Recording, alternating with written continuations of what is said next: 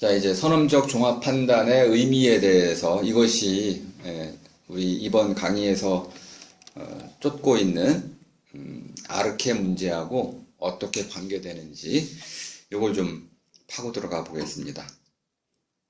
선험이라는 말은 경험에 앞서란 뜻입니다. 아프리오리,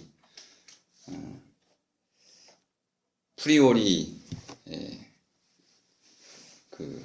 앞서로부터. 앞서라는 거는 결국 가다 보니까 먼저 밑이 되겠네요. 앞서라는 말은 결국 어떤 것이 밑에 깔려, 전제죠. 하이포테시스, 밑바탕이 되는 것. 그러니까 선험이라는 말을 파고 들어가면 결국 아르케를 나타내는 낱말입니다.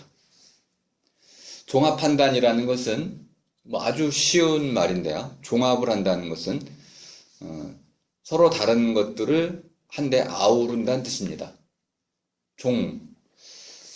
합이라는 것은 입을 다무는 게 합이죠. 문을 닫는 것이 합입니다.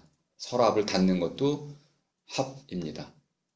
또는 분리되어 있던 것을 껴 맞추는 것도 합입니다. 합이라는 말의 의미는 서로 악위나 짜게를 이루고 있는 것들이 맞물리는 상태가 되는 것, 닿는 것, 이것이 합입니다. 합이라는 것은 닫힘입니다. 그럼 반대는 열림이 되겠네요. 개합이라고 우리가 썼습니다. 열고 닫고. 그럼 종이라는 것은 마루라는 뜻을 갖고 있는데요. 종교, 마루. 마루라는 것은 마무리 짓는 것, 이런 뜻입니다. 마름질하는 것 또는 으뜸이 되는 것. 종교는 으뜸이 되는 가르침.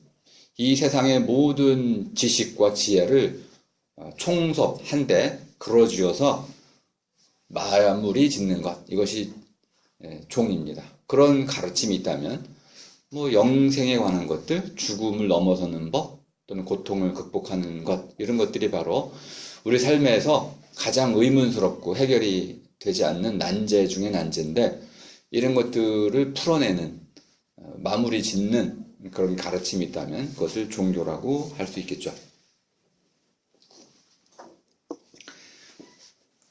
종합 판단이니까 종합이라는 것은 이것과 저것을 한데 엮는 것, 한데 묶는 것이죠. 묶어서 참 거짓의 여부를 가르는 것. 이게 낱말 하나하나를 파헤쳐 보니까 이게 절대 어려운 말이 아니었습니다. 이걸 한자로 붙여놓으니까 이해 불가능한 수준이 됐는데요. 다시 제가 설명을 드릴 겁니다. 지금 여기 나오는 이것은 지우개이다. 이것은 종합 판단이 아닙니다. 이것은 지우개이다는 그냥 하나의 명제일 뿐입니다. 물론 이것을 내가 이제 이렇게 바꿀 수 있습니다. 지우개는 하나의 물체이다. 물체는 무게를 갖는다라고 하면 이 물체, 하나의 물체의 그 사물이죠. 하나의 사물을 가지고 무게를 갖는다라는 하나의 사태를 결합하는 것. 이것이 종합입니다. 무게를 갖는다라는 것은 물론 우리말 이제 그 무겁다라는 말로 써보면 이 물체는 무겁다라고 할 때는 경험의 말입니다. 근데 경험적인 판단의 경우는 이것은 지우개이다. 경험적 판단인데요. 그런데 무게를 갖는다라고 바뀌면 무게라는 것은 하나의 단위입니다. 속성을 나타내고 있는 게 아니고 단위라는 것은 어떤 측량을 목적으로 한 어떤 범주를 설정하고 그걸 잴 수 있는 척도, 잼자를 갖춰서 그것을 낱낱이 세어나가는 디그리, 정도를 갖추고 있을 때 쓸 수 있는 말입니다. 그러니까 범주화된 것이죠. 무게도 있을 수 있고 색깔을 갖는다도 가능합니다. 색깔도 있을 수 있고요. 크기도 있을 수 있습니다. 크기 또는 높고 낮음, 위치도 가능하게 될 테고요. 또는 가깝고 먼, 이런 것도 가능하겠죠. 다시 말하면 하나의 사실적인 그 판단의 주어가 되는, 사실적 경험의 주어가 되는 어떤 사물들에 대해서 그것들을 분류할 수 있는 범주, 이것을 규정하는 것, 이것이 종합이군요. 그러니까 종합이란 말은 하나의 사물과 그 사물에 덧붙일 수 있는 범주적인 속성, 이것을 결합하는 것을 종합이라고 하는군요. 칸트적 의미의 종합은 그렇게 어려운 말이 아닙니다. 이것은 무겁다는 그냥 사실 판단이지만, 무거운 이 물체가 무게를 갖는다, 색깔을 갖는다, 이렇게 범주화해서 그것을 분류해서 재규정하게 되면 그것은 종합적 판단이 되는 겁니다. 그러니까 종합이라는 것은 사실과 우리의 어떤 범주를 결합하는 거군요. 종합이란 말을 이렇게 두 개의 서로 다른 부류에 속하는 것, 사실 부류에 속하는 거하고, 또 하나는 우리의 이성적인 분석의 범주에 속하는 이 두 가지를 한데 맞물려서 딱 결합시키면, 닫으면, 짜 맞추면 그것을 종합이라고 한다.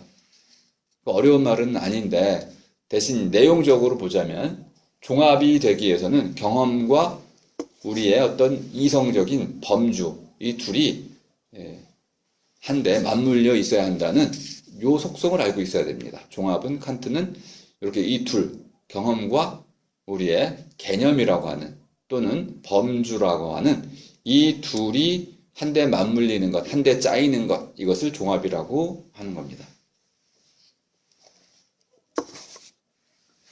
사물이 없다면 종합도 일어날 수 없고요. 개념이나 범주가 없다면 또 종합이 안 됩니다. 종합은 항상 두 개 이상이 갖춰져 있어야 하기 때문에 그런 것이죠. 근데 한번 칸트도 나는 있다라는 기본적인 이 명제를 받아들이고 있습니다. 나는 있다. 근데 문제가 하나 있다고 말씀드렸죠. 이 나는 데카르트의 이제 의심의 방법상으로는 제1명제, 가장 자명한 진리였지만 데이비드 휴메에서는 가장 의심스러운 거였습니다. 그러면 칸트가 이걸 받아들일 수가 없겠네요. 나는 있다라는 이 단순한 사실을 진리로 받아들일 수가 없어요. 증명이 안 되기 때문에. 나는 도대체 뭘까요? 영혼일까요? 나중에 순수이성 비판 뒤에 이제 이율 배반에 가면 나의 실제에 대해서는 있다고도 없다고도 말할 수 없다. 이 세계에 끝이 있는지 없는지에 대해서는 우리가 감각을 가지고 참 거짓을 판별할 수 없다. 그러니까 참 거짓의 관점에서 보자면은 이 세계는 끝이 있다고도 말할 수 있고 끝이 없다고도 말할 수도 있는 안티노미, 이율 배반, 두 가지의 명제 모두 성립이 가능하다는 거야. 그래서 우리는 판단할 수 없다는 겁니다. 가를 수가 없어요. 어느 쪽이 참인지, 이 세계에 끝이 있는지 없는지, 어느 쪽이 맞는지 우리는 가를 수 없다. 또 하나가 신이 있는지 없는지에 대해서도 마찬가지로 이 세 가지, 나, 신, 이 세계의 끝, 이 세 가지에 대해서는 우리가 경험을 근거로 해서는 그것이 참인지 거짓인지를 가를 수가 없다라고 선언을 하게 됩니다. 그 전제로 보자면 칸트는 나는 있다라는 이 사실을 자명하게 받아들이지 않고 있습니다. 물론 나는 있다라는 것을 암묵적으로 받아들이고 있죠. 대신 그가 쓰는 말은 나는 이히땡케, 나는 생각한다입니다. 이히땡케, 나는 생각한다. 이것은 자명하게 받아들이고 있습니다. 그러면 나를 받아들이지 않고 어떻게 나는 생각한다를 받아들일 수 있을까요? 불가능하죠, 이건 또. 그러니까 칸트가 나는 생각한다를 강조하는 순간 그는 어떻게든 나의 있음을 전제로 하고 있다는 것을 알 수 있습니다. 그리고 칸트의 핵심 낱말이 에어샤이닝이었기 때문에, 나타남이었기 때문에 두 가지가 반드시 필요합니다. 무엇이 누구에게 또는 어디에 나타나는가? 구조잖아요. 그럼 나타나는 것은 어디에, 무엇이 나타나는가. 이 두 가지의 구조를 보자면 이 세계에 있는 것이 나타나는 거죠. 그럼 이 세계에 있는 것, 이 세계 자체가, 이 세계에는 있다. 우리 아리스토텔레스 같은 경우는 세계 안에 있는 모든 것은 변화한다고 제가 강조를 드렸습니다. 그 문맥을 그대로 받아들이는 것을 알 수 있습니다. 이 세계가 있고 그 세계 안에 있는 것도 있는데 이 세계 안에 있는 것이 나에게 나타나요. 그럼 데이비드 휴미 들어옵니다. 나에게 나타나는 한에서 있어요. 그런데 이 나에게 나타나는 한에서 있는 이것이 심플, 한 겹으로 되어 있지 않고 단순하지 않고 심플, 뿔리라는 건 주름입니다. 들레주가 써서 유명해진 표현이죠. 뿔리. 심플은 한 주름이고 멀티플, 겹주름, 여러 주름, 겹겹주름이 되겠네요. 이 세계에 있는 것이 나에게 나타날 때 그 나타나는 것들은 심플, 한 겹으로 나타나지 않고 항상 겹겹으로 나타나요. 이걸 독일어로 표현하면 더 의미가 확실한데요. 메어팔티카이트. 뭐 이건 그냥 그런 말이 있다고 치시고 여러 겹으로 겹쳐서 나타난다. 그러니까 누군가가 나에게 나타날 때도 그 사람은 컴포지툼, 복합체로 나타나요. 복잡하게 나타나요. 앞모습만 보여도 뒷모습이 있는 것이고 속모습도 있는 것이고 수많은 모습, 다양한 겹겹으로 가려진 채, 숨겨진 채로 한 면만이 드러나서 나에게 나타나요. 칸트를 강조하고 있습니다. 데이비드 휴미 맞다는 것이죠. 이 세계는 있고 이 세계에 있는 것도 있고 그 세계에 있는 것이 나에게 나타날 때 그 나타나는 것들은 단순하지 않고 복잡하다. 여기까지 쭉 추론을 해 나갑니다. 일반적인 번역어로는 잡다입니다. 이걸 왜 이렇게 번역했는지 모르겠는데 잡스럽게 다, 여럿이다 이런 뜻입니다. 물론 이것도 일본 학자가 번역을 했습니다. 많이 겹쳐져 있다 이런 뜻입니다. 겹쳐 있음 또는 겹겹으로 있음. 여러 가지 모습이 겹쳐 있다는 뜻입니다. 심지어 어떻게 겹쳐 있냐면 이 지우개는 색깔로도 무게로도 또는 떨어뜨리면 떨어지는 방식으로도 또는 네모나게 또는 다양한 형태로 또 쪼개질 수 있는 방식으로 가격을 갖는 방식으로 나타나는 거죠. 메어 팔티 할 때 이 팔 주름이라는 것은 다양한 주름으로 나에게 나타날 수 있다는 것을 상징하는 겁니다. 그리고 더 나아가서 이 나타난 것은 과거를 갖습니다. 현재 나타나고 있고요. 앞으로 변화해 갈 것입니다. 그러니까 시간 속에 나타나고 있어요. 이 시간의 의미는 칸트의 순수이성 비판 내에서는 상상력, ein Bildungskraft라는 형태로 드러나고 있습니다. 시간이라는 형태가 이제 Zeitraum이라는 이제 감성의 형식으로 말해질 때 하고 나중에 이제 이런 순수 선험적 종합 판단이 가능한가라고 물었을 때의 시간하고는 다뤄지는 장이 달라서 지금 제가 말씀드리는 것은 감각의 장이 아니고 순수 비판을 모르시는 분들은 이제 갑자기 맥락이 끊겼는데요. 칸트가 아무튼 시간 공간을 감각의 차원에서 물질 차원에서 다루는 경우하고 있고 또 한 경우에는 판타스마 상상이라든지 구상 생각을 만들어 모양을 만들어내는 아인빌둥 모양을 만들어내는 또는 생각해내는 이렇게 번역할 수도 있습니다. 생각해내는 능력에서도 시간을 다루고 있는데요. 그때 다뤄지는 시간 개념입니다. 과거, 현재, 미래가 이렇게 나름대로 연속적으로 에어샤이닝 나타난 것 안에서 작동을 하게 됩니다. 근데 칸트가 배제한 아주 중요한 사건이 하나 일어납니다. 이것이 칸트를 칸트이게 해준 거죠. 딩 안지히라고 우리가 많이 얘기하고 있는 것을 칸트가 제거했습니다. 자, 요거는 독일어로도 한번 알고 계시면 좋겠습니다.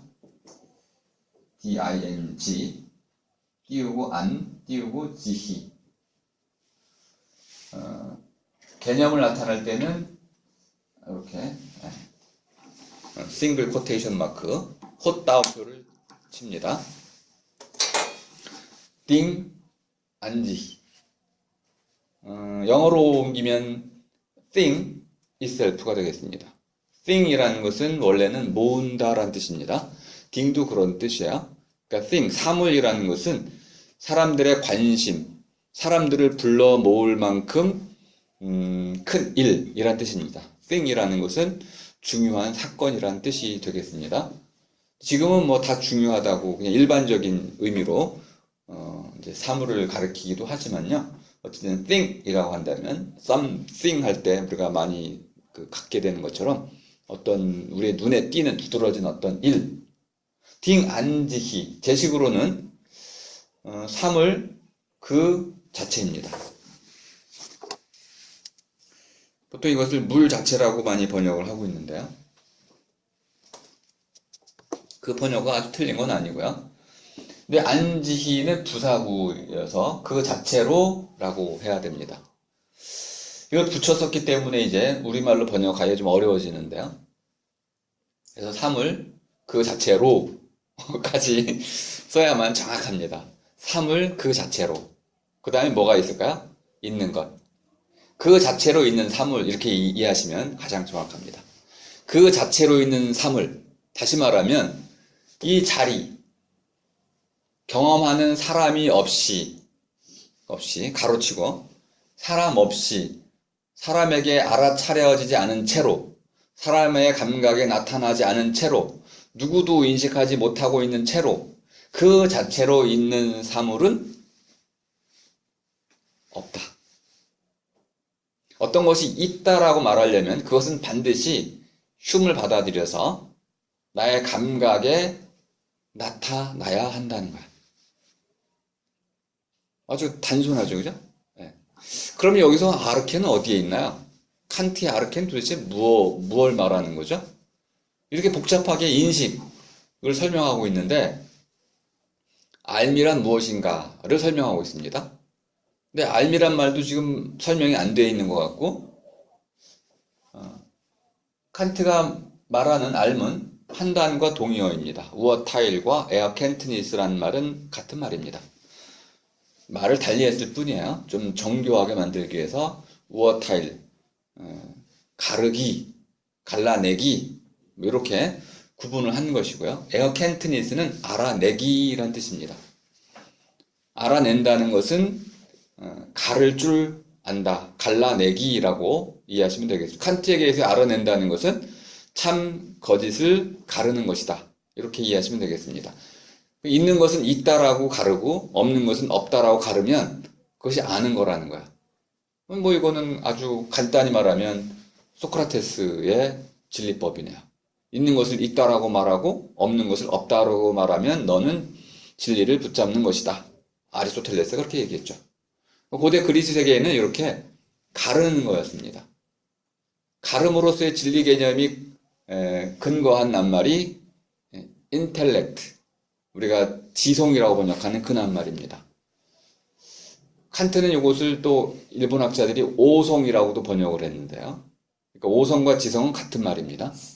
우리말로는 전혀 다른 말이지만 인텔렉트 할 때는 인텔렉투스란 라틴어에서 왔는데요. 레게레라는 것은 모으다 또는 나누다 라는 뜻입니다. 인터라는 게 인텔 할 때 텔이 알로 쓰여가지고 인터입니다.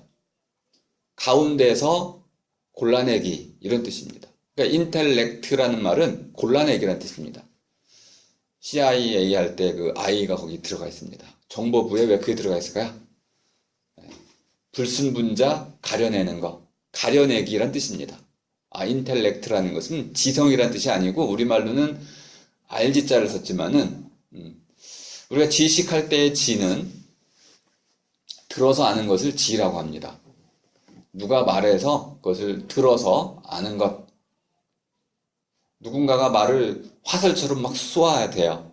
아는 사람이 많은 사람은 그 아는 말, 그것을 화살처럼 쏜다고 해서 화살 시자를 써서 지라고 했습니다. 그러니까 많이 알고 있는 사람이 하는 말을 통해서 들어서 배운 것, 이건 지입니다.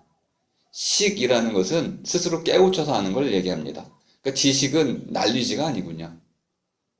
두 가지로 구분되어 있는 말입니다.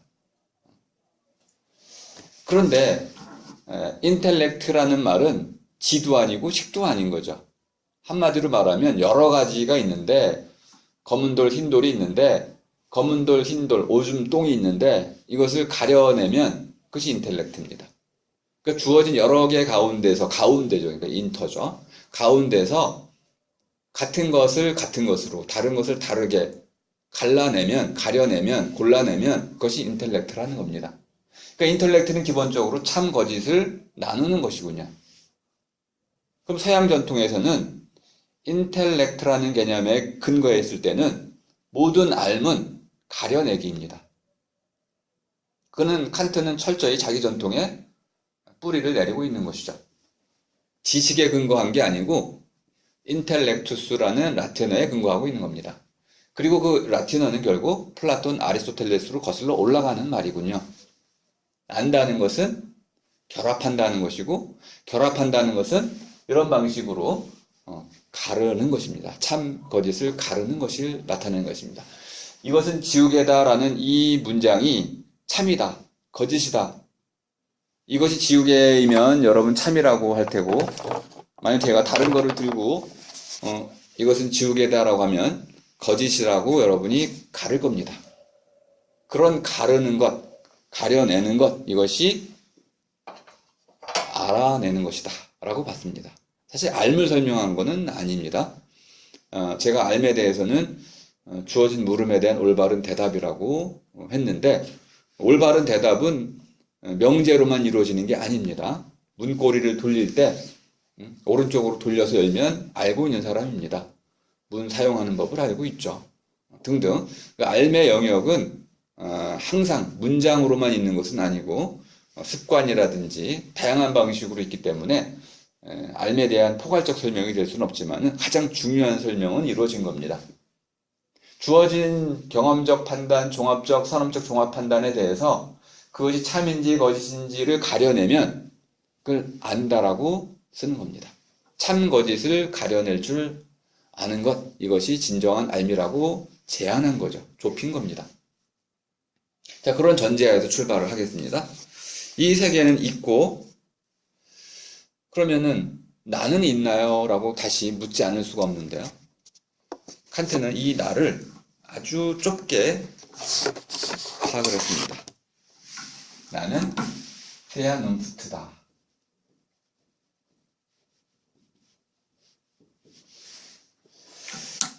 이제 지금 은경 씨가 한 철학자의 낱말, 갈말을 모르면 그 사람 안으로 들어갈 수가 없다고 말씀하셨잖아요. 근데 거꾸로 얘기하면은 몇 개의 낱말만 알면 쉽게 이해가 됩니다. 대화도 가능하고요. 그래서 이렇게 판단이란 말을 쓴 이유가 가르기다, 참거짓 가르기다, 가려내기다 이렇게 이해하시면 이걸 왜 안다라고 썼는지 쉽게 이해가 되고요. 페아눈프트는 순수 이성 비판할 때 순수한 이성, 라인에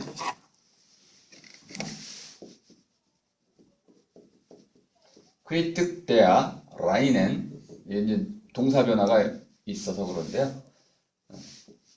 이것이 비판, 크리네인이라는 것은 이것도 갈라내다, 가르다 이런 뜻입니다.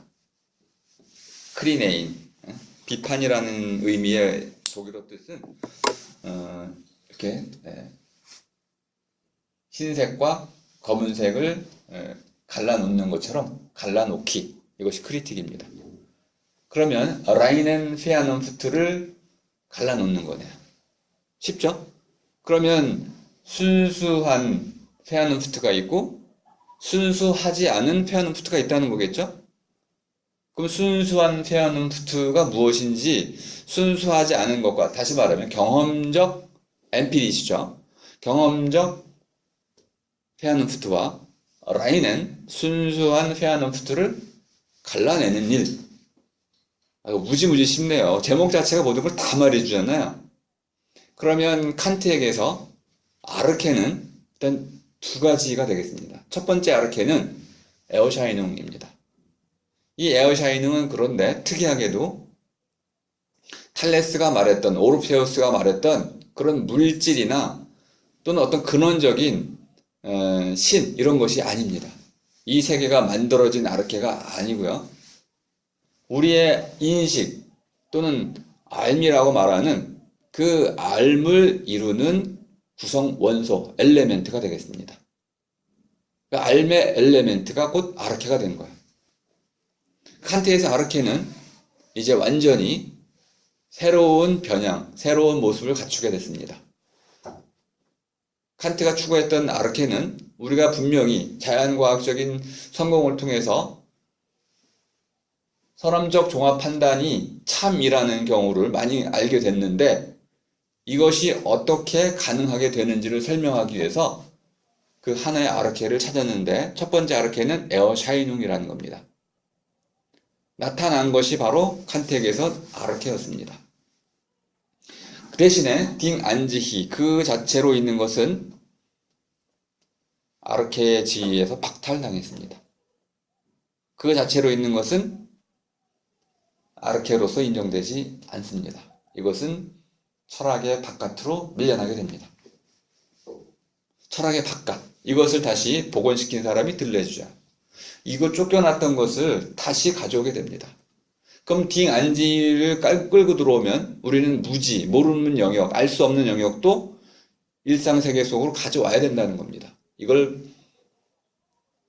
어떤 의미에 더 소중한 것이기 때문에 이것을 버리는 대신에 딩 안지히를 가져 들어와서 이것에 맞서서 이것을 우리의 삶의 의미의 원천으로 삼아야 된다는 거죠.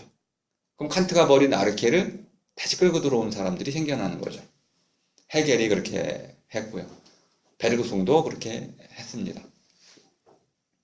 헤겔이 가장 유명하고요. 하지만 칸트는 딩 안지히는 아르케로서의 지위를 박탈했습니다. 오직 우리에게는 사람, 슈메의 가르침에 따라서 에어샤이닝이라고 하는 우리 감각에 나타난 것만을 아르케로 제한해야 한다. 수용할 수도 있고 그렇지 않을 수도 있는데 여러분의 도전이 될 겁니다. 과연 이 세계가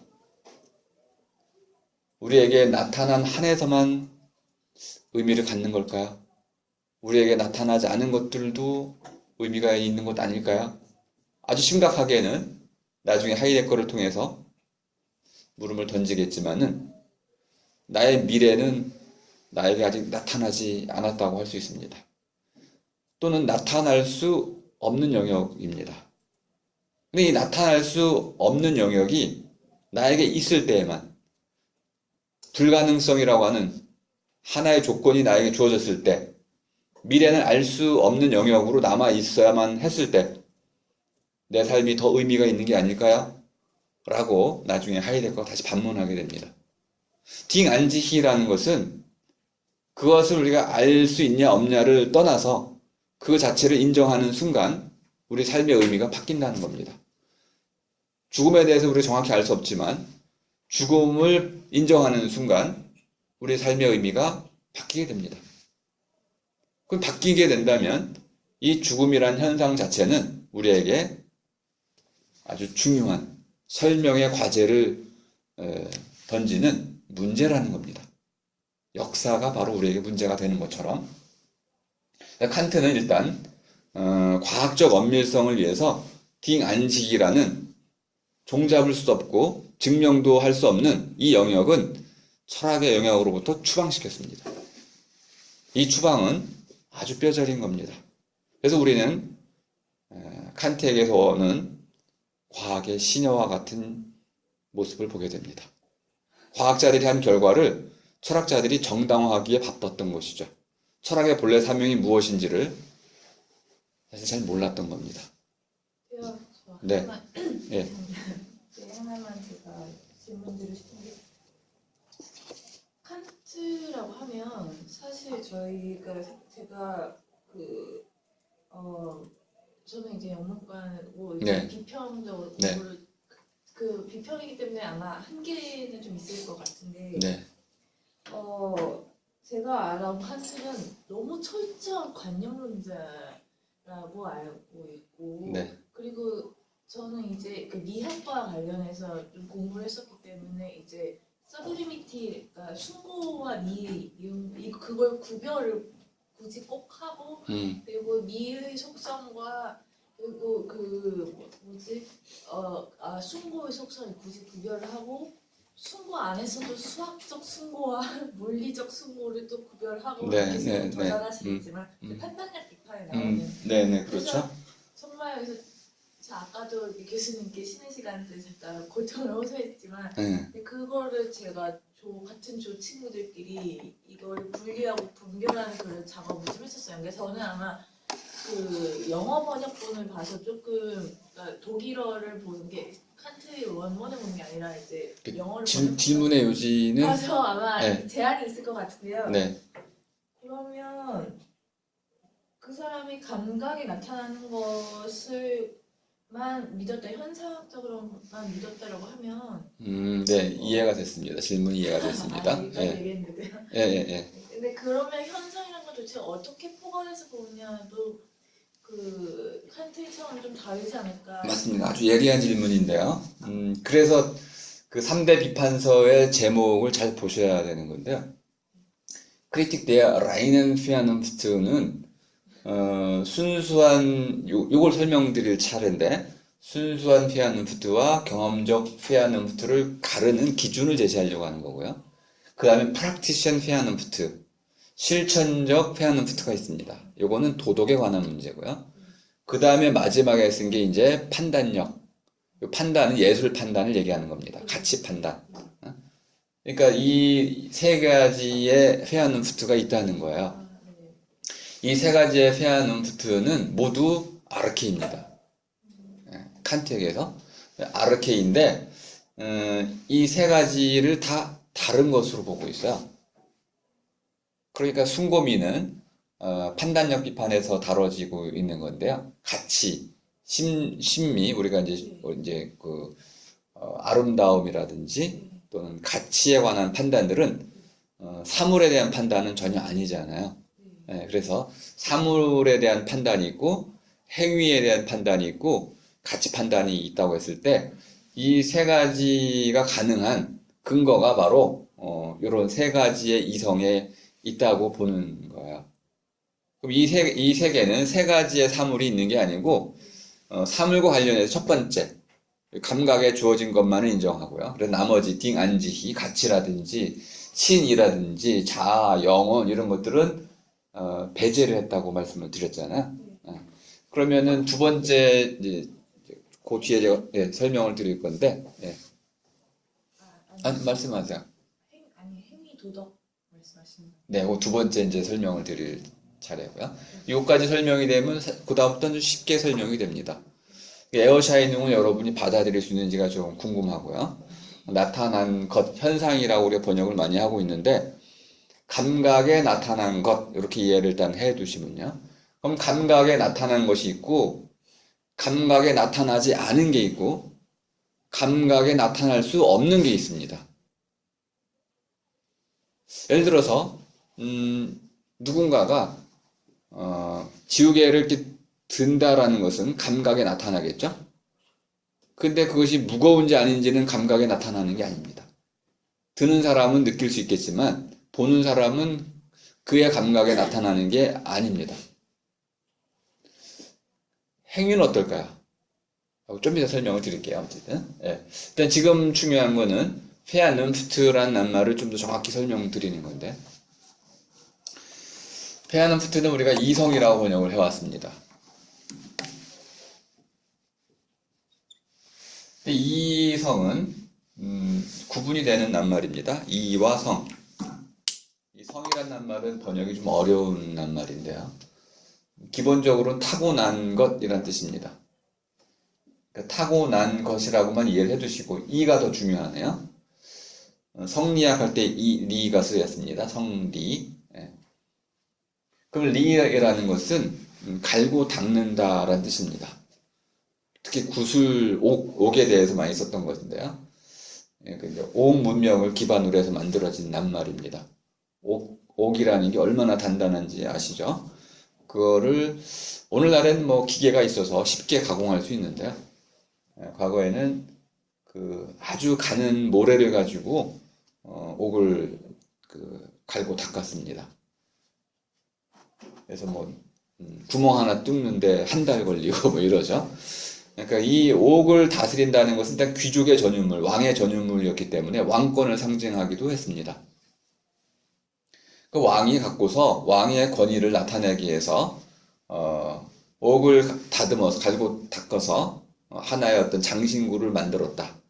그것은 왕권 플러스 다스림의 상징입니다. 그래서 리라는 말은 갈고 닦았다는 말도 있지만은 다스린다는 뜻도 갖고 있습니다. 다스릴 리 또는 이치리, 옥 기술이라는 것은 원리에 따라서 옥을 가다듬어야 되기 때문에 그 원리란 뜻도 들어가 있습니다. 갈고 닦음의 어떤 기술 이런 뜻도 있는 것이고요. 원래 의미는 그렇게 옥과 관련된 기술에서부터 나오는데요. 좀 더 나가니까 왕이 다스리는 마을이란 뜻도 갖추게 됐습니다. 그러니까 옥, 마을, 왕권, 왕이 통치하는 통치의 근본 원리 이런 식으로 확장이 되어 왔다고 이해해 보시면 되겠습니다.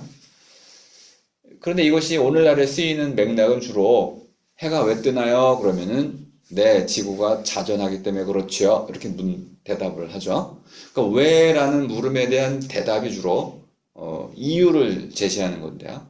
그게 바로 이치입니다.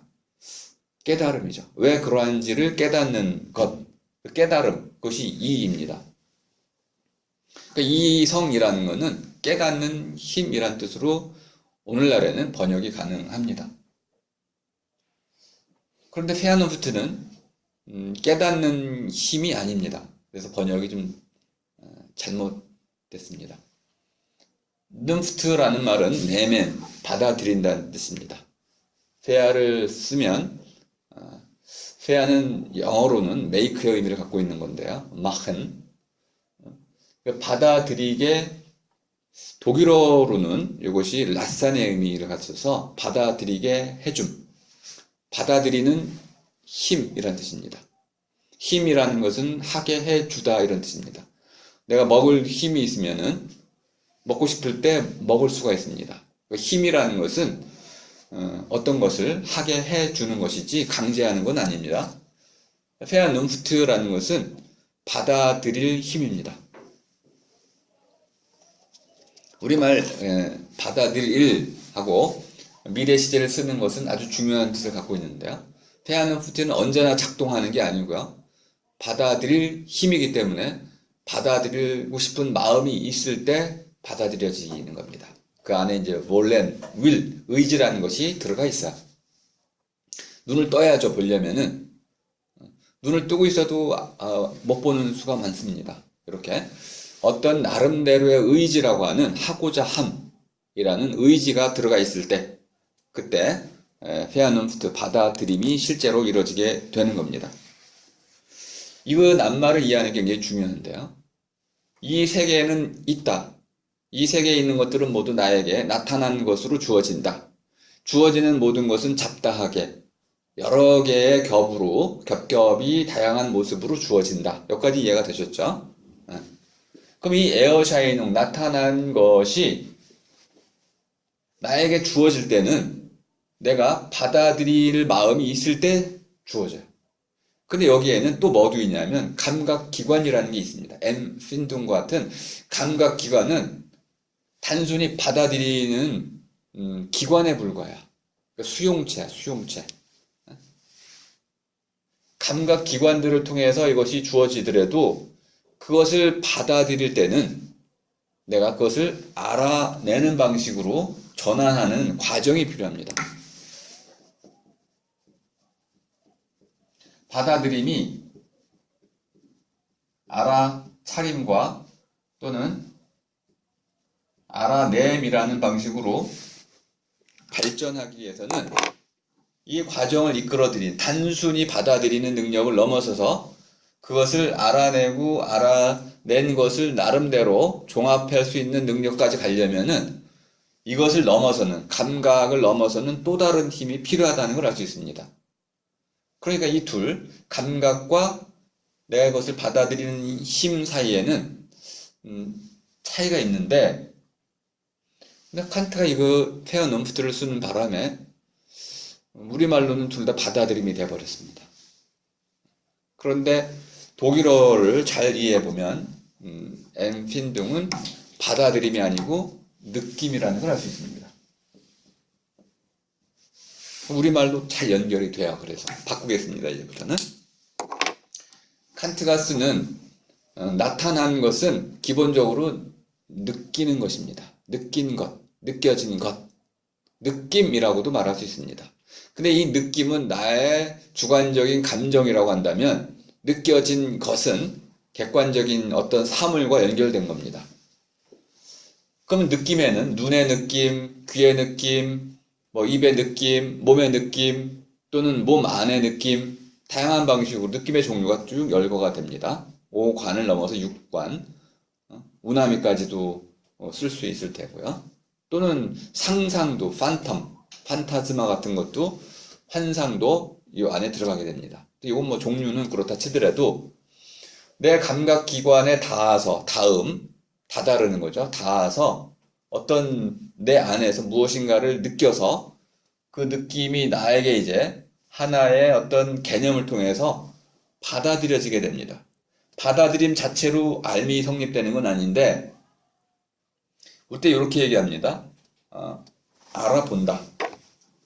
알아듣는다.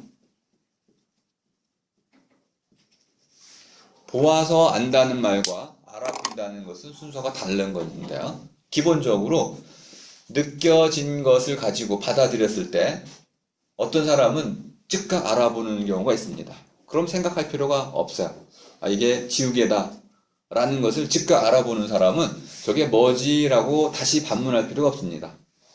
그런데 봤는데 눈에 들어왔어요. 뭐가 느껴졌어요. 받아들였는데 이게 뭔지 모르겠어요. 그럼 보아서 다시 물어야 됩니다. 저게 무엇일꼬? 그러면 누군가가 지우개입니다 라고 알려주면 아하, 지우개구나. 그럼 보아서 아는 과정이 있는 거죠. 이 두 가지 과정은 동일한 과정이 아닙니다. 어쨌든 이 두 과정을 거쳐서 결국 나는 알을 얻게 되죠. 이거 알아냄이 되겠습니다. 칸트가 이렇게 정교하게 우리말 따라서 체계화하진 못했지만 칸트는 천재이기 때문에 이런 언어적인 불완전성을 다 극복하고 정확히 구분을 해냅니다. 갈라낸다. 크리틱이라는 이 자신의 어떤 의무, 이런 해명의 어떤 과제 앞에서 칸트가 수행했던 것은 내가 받아들이는 것 중에 하나는 감각기관으로부터 오는 것이고 또 하나는 감각으로부터 오지 않는 어떤 것이 있다는 거야. 범주 같은 것이 있다는 겁니다. 카테고리. 원래 카테고리란 말은 죄목이란 뜻입니다. 우리가 지금 범주라고 번역을 해가지고 홍범구주, 우리 전통에서는 굉장히 아름다운 말이잖아요. 범주 그러면은 홍범구주 하면은 뭐 얼마나 아름다운 법입니까? 그래서 우리에게는 범주 하면은 좋은 감이 있는데 서양 전통에서의 카테고리는 죄목이란 뜻이야. 그러니까 범죄를 야 너는 사기죄, 너는 뭐 강간죄 이런 식으로 죄목을 쭉 불러가지고 그 죄목에 따라서 부르는 거. 카타, 죄목에 따라서 고레사이, 기소하는 것. 그러니까 죄목이네요. 상당히 불명예스러운 이름인데 그걸 카테고리라는 것이 있다는 거예요. 우리 받아들이는 힘, 생각하는 생각의 능력 안에 오늘날 식으로 하면 그것이 말이겠죠. 말로 분류화되면서 아까 제가 물었잖아요. 저 낱말 하나가 과연 이 낱말이 경험적으로 주어지는 겁니까? 아니면 생물학적으로 멋지 형태로 우리 두뇌 안에 생겨나 있는 겁니까? 아니면 저는 그것도 온전한 설명은 될 수 없다고 보는데요. 낱말이라는 것은 좀 더 신비로운 방식으로 우리에게 의미를 줍니다. 생물학적인 기반이 갖춰져 있어야 되고, 인프라스트럭처처럼 생물학적 구조 위에 또 실제 경험, 어머니로부터 끊임없이 말을 들으면서 화용론, 프라그마티즘이죠. 실제 말을 사용하면서 스스로 그 의미를 구성해가는, 그래서 저는 구성주의 관점을 택해야 된다고 보는데요. 하나의 낱말을 형성하는 과정, 이것이 바로 받아들이는 힘을 갖춰나가는 과정입니다. 그러니까 우리말, 모어를 배워나가는 과정이 우리의 이렇게 복잡한 범주 체계를 만드는 과정과 같은 겁니다. 저는 그렇게 설명한다는 겁니다. 하지만 칸트는 그것을 아주 단순화하고 싶어 했어요. 그래서 10개의 범주로 제한합니다. 질, 양, 다음에 성상, 수동, 능동 이런 방식. 아리스토텔레스가 했던 12개의 범주를 그대로 가져오게 됩니다. 범주론을 또 창안하기도 하는데 아리스토텔레스 범주론이 있었죠. 어쨌든 이렇게 하나는 감각기관으로부터 주어지는 느낌의 흐름이 있고 느낌류라는 게 느낌 흐름이 있습니다. 이것은 끊이지 않고 아날로그 형태로 주어집니다. 분절되어 있지 않아요. 그래서 잡다라고도 번역할 수 있었던 겁니다. 그런데 마니히 팔티카이트라고 하는 이런 잡다의 성격에서 그것이 질서, 하나의 오르도라고 하는 오더라고 할 수 있는 하나의 질서가 만들어지기 위해서는 그 흐름에 물길을 터줘야 됩니다. 물길. 강둑을 만드는 것이죠. 뚝을 만드는 방식이 뭐냐면 범주화하는 겁니다. 범주를 가지고 규정을 해주면 됩니다. 무게라는 범주로 가는 거죠.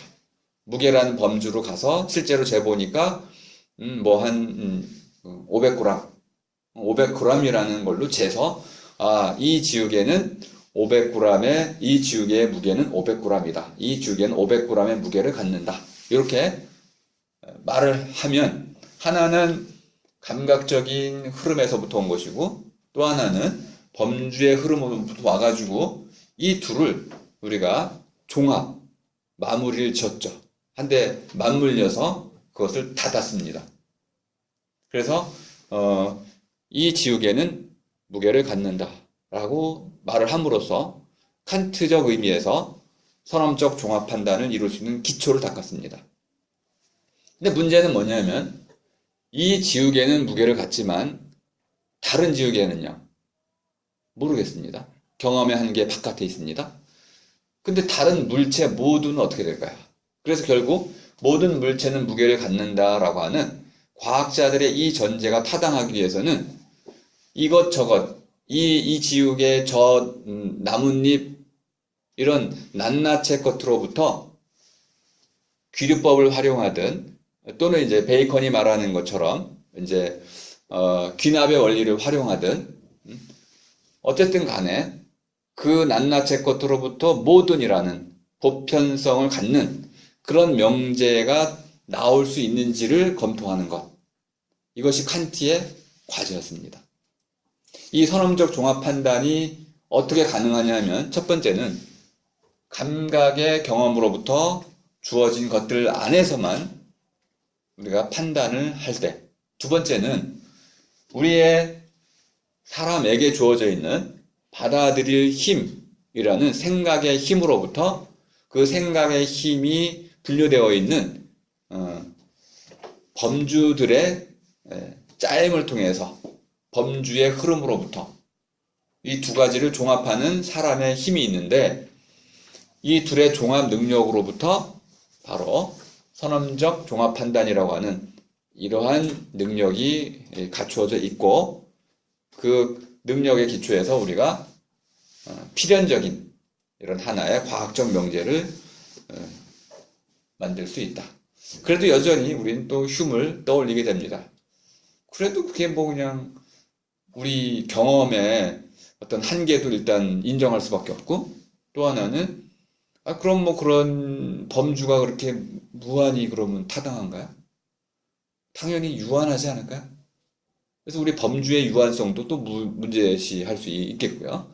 결국 칸트는 제한적으로 이러한 흉의 회의를 극복을 했을 뿐입니다.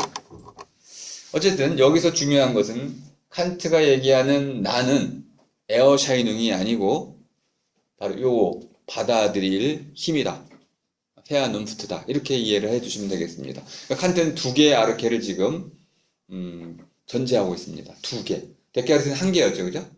나라는 이런 데카르트는 나라는 나는 생각한다는 것 출발했지만 칸트는 두 개를 가지고 출발합니다. 근데 이 나라는 것이 생각하는 나이지 있는 나가 아니라는데 또 어려움이 있어요. 데카르트는 나는 있다라는 명제로 출발했는데 칸트는 나는 있다로부터 출발하지 못하고 나는 생각한다로부터 출발합니다. 좀 더 철저한 거죠. 나는 생각한다. 그럼 생각하는 나는 있는 거죠. 나는 있다, 없다에 대해서는 말할 수 없지만 칸트가 말할 수 있는 것은 생각하는 나는 있다라고는 말할 수 있다는 겁니다. 그래서 흉의 이런 회의주의에 철저히 귀를 기울인 상태에서 생각하는 나는 있고 나는 생각합니다. 사실이야. 이건 사실 명제로 주장할 수 있는 겁니다. 다만 나는 생각한다. 그 다음에 뭐뭐라고 라는 것이 덧붙여지면 뭐뭐라고 할 때 그 라고의 의미가 보편 타당성을 가질 수 있는지가 칸트가 해결해야 할 난제입니다.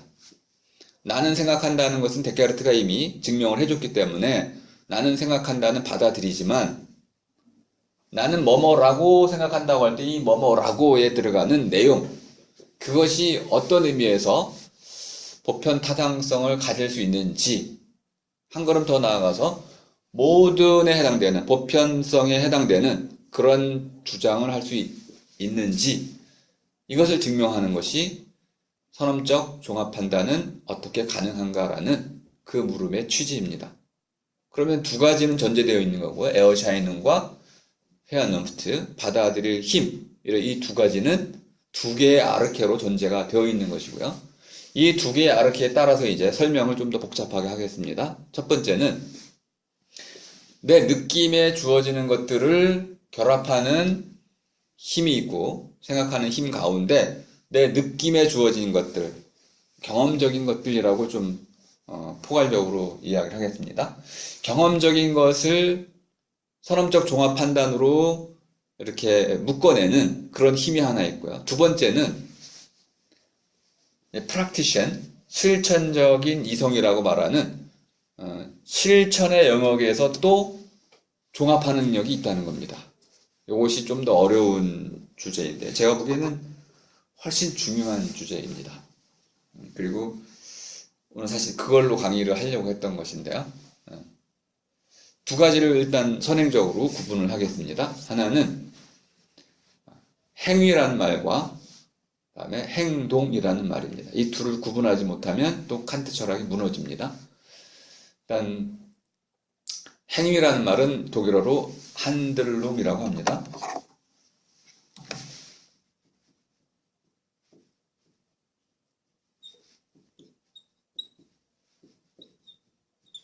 한들룸이라는 말은 뭐 어려운 말은 아닙니다. 핸드, 손이란 말에서 나온 건데요. 손으로 다루는 모든 것을 말하는데요. 손이라는 것은 우리의 의도를 담고 있다고 많이 봤어요. 특히 이제 악수 이런 것들. 또 이제 제작의 의미를 많이 갖고 있고요.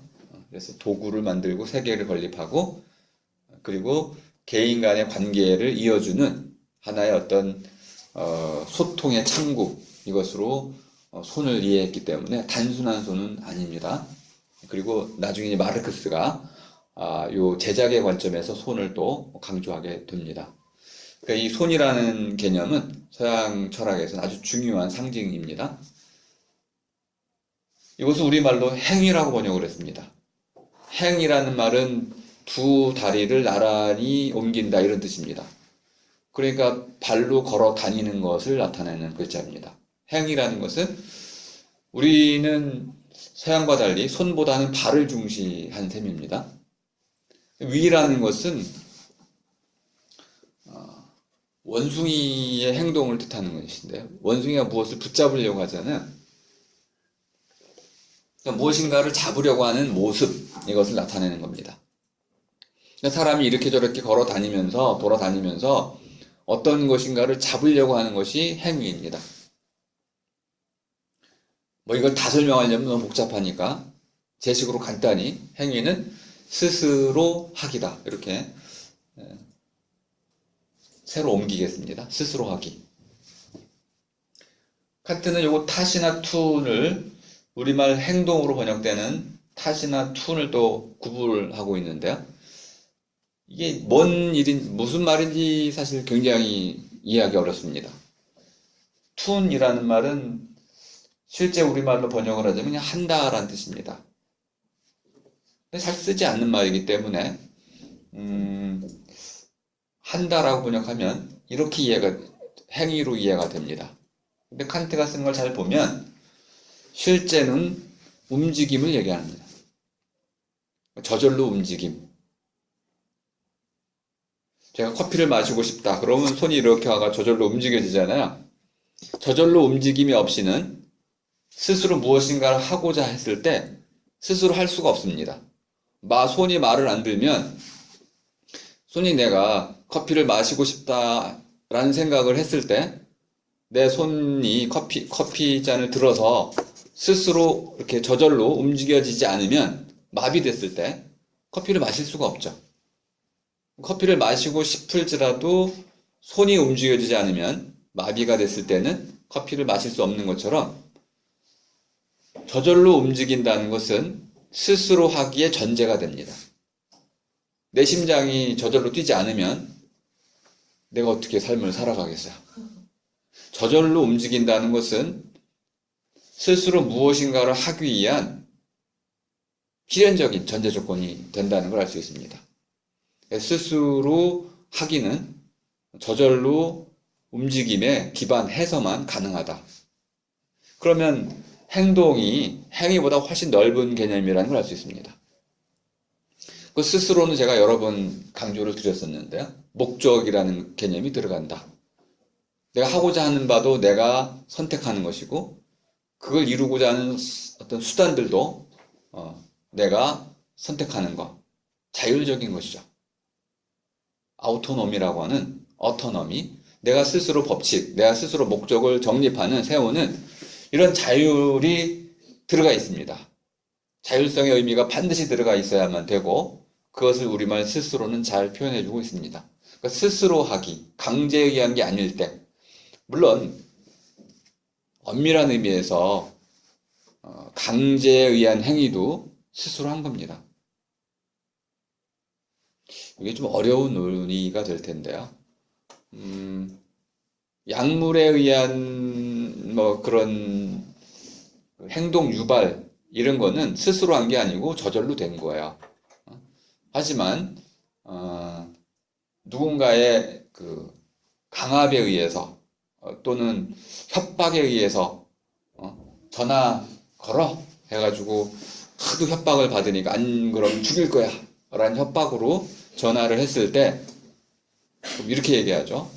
협박에 의해서 한 거다. 그래도 스스로 한 것입니다. 하지만 약물을 투여해가지고 내가 아무리 안 하려고 해도 그걸 거부할 수가 없는 몸이 저절로 했을 때는 그것은 스스로 하기와 무관한 것입니다. 내 손이 경련을 일으키는 것은 그건 스스로 하는 영역이 아니고 저절로 그렇게 되는 영역입니다. 이 둘을 구분했다는 거예요. 그리고 나서 스스로 하기의 영역에서는 이거 이제 프락티시라고 썼는데요. 우리가 프락티시를 실천이란 말로 번역을 하고 있습니다. 실천이라는 건 실제로 옮긴다는 뜻입니다. 자기가 생각한 자기가 먹은 생각을, 그 마음을 행동으로 옮기는 것, 이것이 실천이죠. 그러니까 프락티시라는 것은 스스로 하고자 한 바가 있어서 그것을 내 스스로 저절로 이루어지는 몸으로 연결시켰을 때 그것이 프락티시가 됩니다. 실천이란 말을 잘 생각해 보니까 행위를 행동으로 바꾸는 것이군요. 그러니까 우리가 이 행위란 말과 행동이란 말만 잘 이해하면 뭐 실천적 이성이라는 이 말도 어렵지 않게 이해할 수가 있습니다. 철학자들이 자기 말을 이렇게 어렵게 쓸 리가 없습니다. 우리가 잘못 번역을 했기 때문에 어려워진 것이지 가장 명료성을 추구하는 사람들이기 때문에 잘 살펴보면 아주 쉽습니다. 말 때문에 일어나는 문제다 이렇게 이해하시면 되겠어요. 비트겐슈타인이 그걸 잘 표현했죠. 창문이 있는데 사람들은 팔이다 이 말이야. 사람들이 창 밖을 보면서 창 바깥으로 나가려고 슉 날아갑니다. 그러다가 유리창에 딱 부딪혀가지고 이마에 혹이 났어요. 그리고는 누가 내 이마에 혹을 냈는지 스스로 반문하거나 남의 탓을 합니다. 왜 그러냐면 그 파리는 창문의 의미를 모르기 때문에 그렇습니다. 비트겐슈타인은 그것이 바로 그 창문이 우리의 말이라고 봤습니다. 우리가 말의 의미를 제대로 모르기 때문에 말을 쓸 때마다 오히려 혹만 머리에 더 달라붙게 된다는 것이죠. 거꾸로 얘기하면은 그 말의 의미를 깨끗하게 잘 닦아놓기만 하면 우리는 아무 문제 없이 저 창 밖으로 나갈 수 있다는 겁니다. 뭐 나간 사람도 들어올 수 있는 것이죠. 비트겐슈타인이 그래서 언어라는 것은 우리의 세계로 난 창의 다름 아니다 이렇게 또 봤던 것이죠. 하지만 저는 그 비트겐슈타인 주장은 잘못된 주장이라고 생각을 합니다. 우리의 말은 창이 아닙니다. 그건 정신 그 자체입니다. 그래서 그 비유 자체는 정신과 말을 분리했기 때문에 근본적으로 다르고요. 또 말이라는 것은 멘탈 랭귀지, 내 정신을 구성하는 것일 뿐만 아니라 그 정신이 끊임없이 바뀌는 이상 말도 끊임없이 바뀌는 것이고요. 말이 바뀌면 내 정신도 바뀌고 내 정신이 바뀌면 말도 바뀌는, 그래서 짜임으로써의 말 이렇게 이해를 하는 것이 더 맞고, 오늘날에는 이제 그물 이론으로 설명을 할 수 있습니다. 그건 지금 강의 드릴 수는 없고, 자, 행위라는 것과 행동을 구분했을 때 그러면 이 행동이라는 차원은 감각, 느낌이라는 차원과 패러디즘, 평행하게 구조적으로 맞아떨어진다는 걸 알 수 있습니다. 그럼 이것과 행위라는 것은 결국 범주의 차원을 얘기하고 있는 거네요. 범주의 차원이 맞물려서 닫혀서 종합을 하면 그 선언적 종합이 이루어지는 거죠.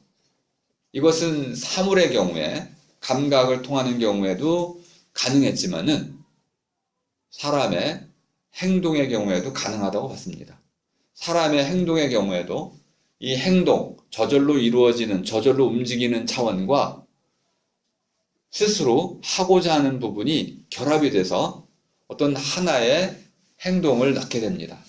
그 하나의 행동에는 사람의 경우에는 행위라고 말할 수 있는 스스로 하기의 측면이 곁들여 있다는 거죠. 범주적 측면이 가미되어 있습니다. 이 둘이 늘 함께 종합되어 있습니다. 근데 이 종합되어 있다는 것을 우리가 어떻게 알 수 있을까요? 사물의 경우에는 분명히 아리스토텔레스의 도움을 받아서 범주를 가지고 분류를 할 수 있었습니다. 그런데 새로운 영역으로 넘어왔을 때, 실천, 도덕의 영역으로 넘어왔을 때 칸트는 아리스토텔레스의 도움을 받을 수가 없었습니다. 왜냐하면 아리스토텔레스는 도덕을 그런 식으로 구성하지 않았기 때문에요. 아리스는 프로네시스라고 하는 실천적인 깨달음이라고 하는 그냥 깨달음 자체를 전제를 하고 있습니다. 이런 식으로 범주화하려고 하는 시도를 하지 않았어요. 근데 칸트는 선언적 종합 판단을 감각적 경험과 그다음에 도덕적 실천과 그다음에 이런 심미적인 또는 예술적이고 가치적인 판단, 이 세 영역 모두에서 발견하고 싶었기 때문에 도덕 영역으로 와서 다시금 묻게 된 겁니다. 그럼 우리 도덕의 실천 영역에서 무엇이 감각적인 영역에 해당되고 무엇이 범주의 영역에 해당되는가? 너무 도식적으로 접근을 한 셈입니다. 어쨌든 이 부분에 대해서는 지금 제가 강의 드릴 수는 없고, 결론만 말씀드리면은 제가 올려드린 그 제 글에 좀 나와 있습니다. 도덕 법칙이라는 것을 증명하려고 합니다. 모랄레스 게제츠라고 하는 도덕 법칙이라는 것은 과연 있을까요? 자연 법칙이라는 건 있습니다. 자연의 법칙이 있죠. 칸트가 많이 고민했던 것은 낙하의 법칙이었습니다. 떨어지는 것. 모든 물체는 떨어진다. 자유낙하를 얘기하고 있는 건데, 또는 만유인력의 법칙, 이런 것들을 다 법칙으로 인정하고 있습니다. 그런데 행위의 법칙도 있을까요? 제가 첫 시간에 토인비가 얘기한 역사의 법칙이 있다. 토인비가 그걸 발견했다. 이렇게 강조를 드렸었죠.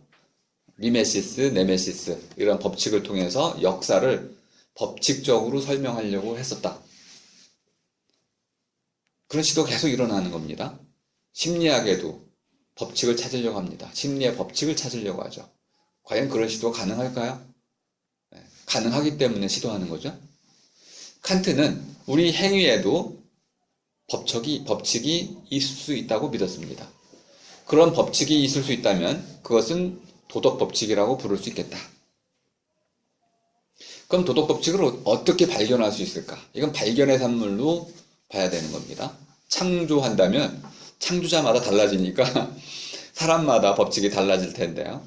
저는 도덕 법칙 같은 게 있다면은 그것은 창조되는 것이라고 봅니다. 시대마다 사람마다 사이코패스의 도덕 법칙과 우리가 법칙이라고 인정 안 하기 때문에 문제가 되는데요. 사이코패스에게도 나름대로의 도덕 법칙이 있는 셈인데요. 도덕감이라는 것이 다를 수도 있는 것이고요. 사람마다 여성의 도덕이 있고 남성의 도덕이 있고 저는 그렇게 도덕도 다원화될 수 있다고 생각을 합니다. 종교인의 도덕이 있고요. 무종교인의 도덕이 있는 것이고요. 도덕 일반이라고 말할 수 있는 게 있는지에 대해서는 좀 더 논의를 깊이 해봐야 되지만 도덕의 다양성은 인정할 수밖에 없다. 하지만 칸트는 도덕 법칙을 발견하고 싶었습니다. 다양성을 무시하고 도덕을 절대적으로 정립해 보고 싶었던 것이죠. 이걸 만들기 위해서, 발견하기 위해서 가장 먼저 칸트가 고민했던 것은 우리가 도덕 법칙을 어떻게 증명할 수 있는가 라는 증명의 방법에 관한 모색이었습니다. 저는 거기에 초점을 맞춰서 아흐뚱이라고 하는 독일어 존경이라는 개념으로 번역을 하고 있지만은 그냥 낱말 자체를 보자면은 아흐텐 하면은 주목하다. 영어로 attention 개념입니다. 주목하다.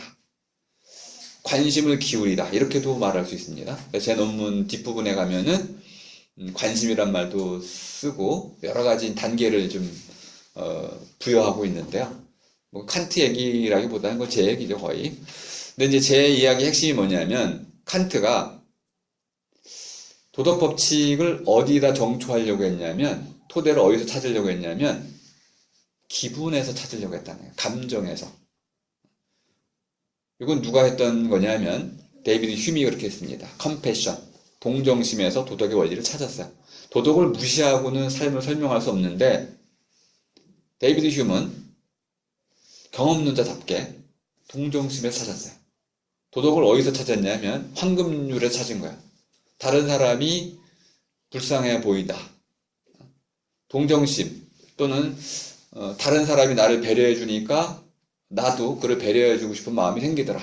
감정이라는 것에서 이런 도덕의 기초를 찾았던 셈입니다.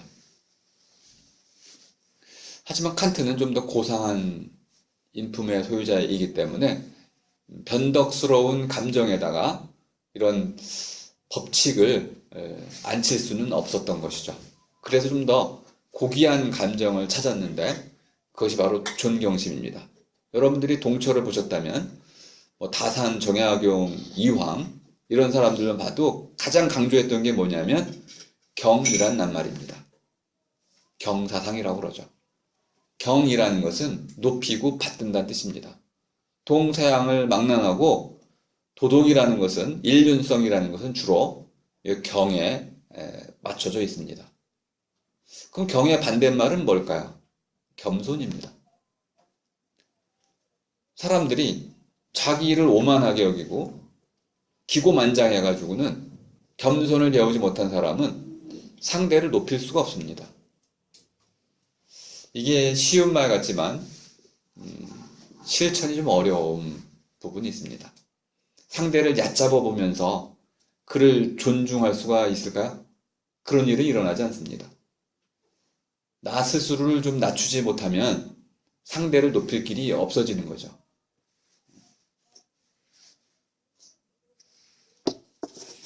세상에서 가장 높은 사람이다. 유아 독존. 나만 오직 있을 뿐이다.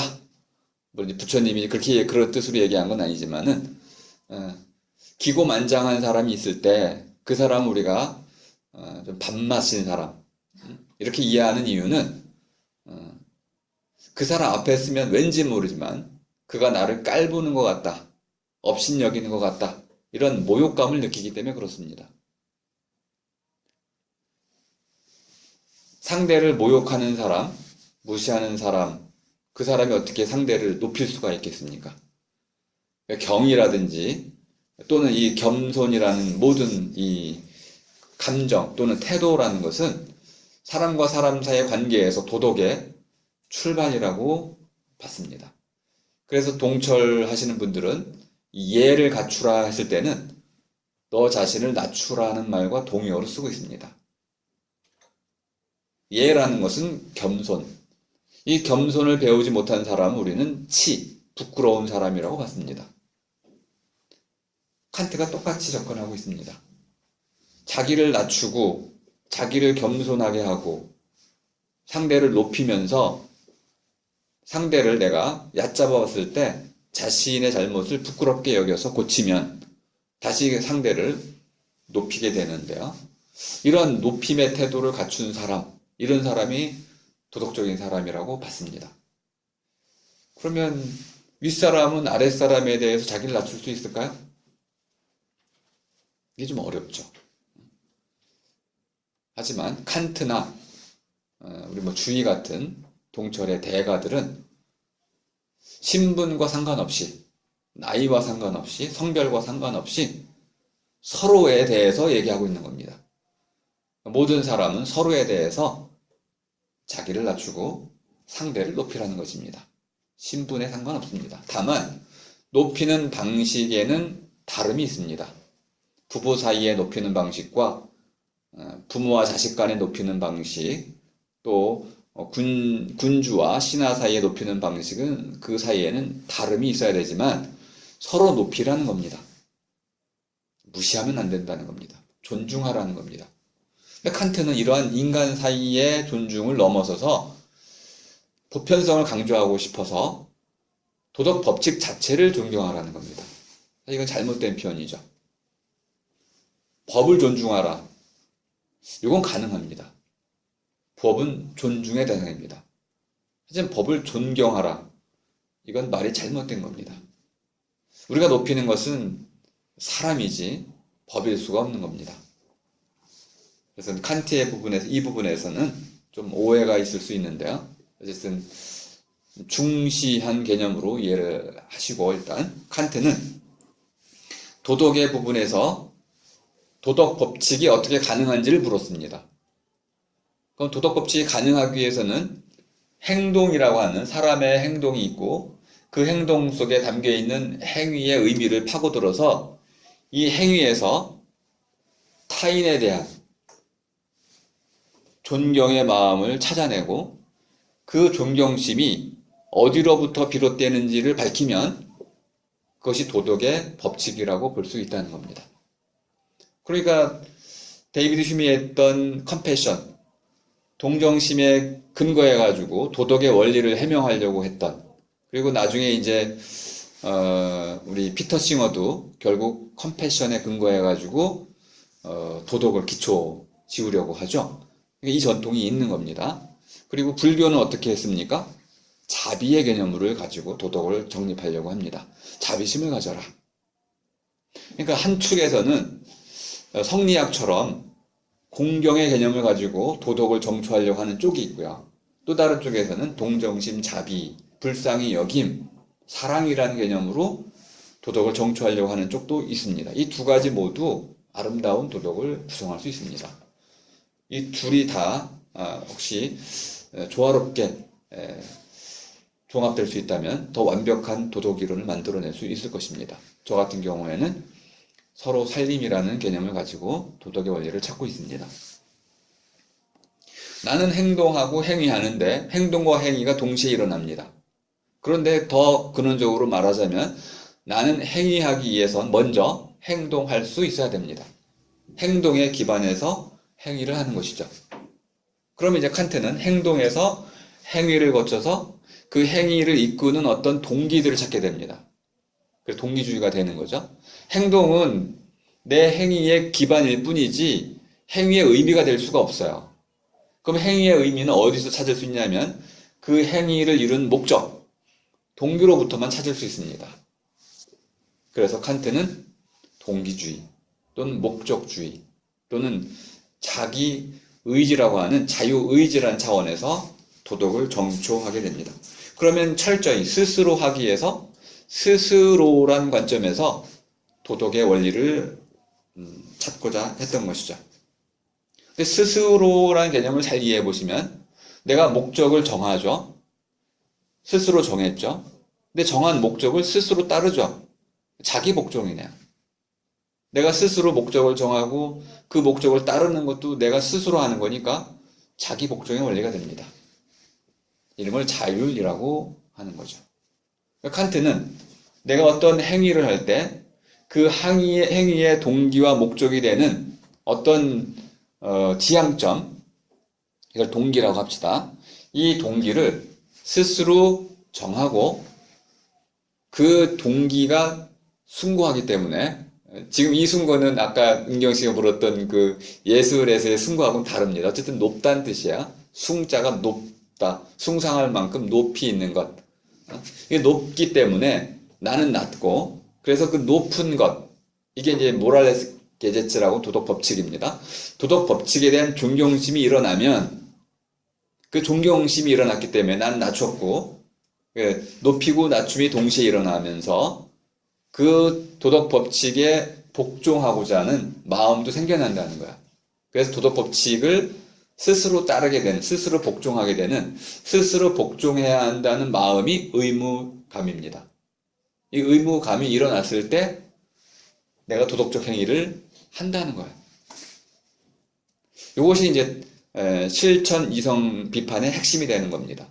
그러니까 순수한 이성에 대한 비판의 핵심은 자, 경험의 문제에서 경험이 두 종류, 감각적인 것과 다음에 범주적인 것이 종합돼서 사람적 종합 판단의 형식으로 이루어질 수 있다는 것을 보이는 거라고 한다면 실천 이성 비판에서는 행동과 행위가 종합이 돼서 도덕적인 어떤 그 결론을 종합을 이룰 수 있다는 거죠. 이걸 증명한 것이 칸트의 성과입니다.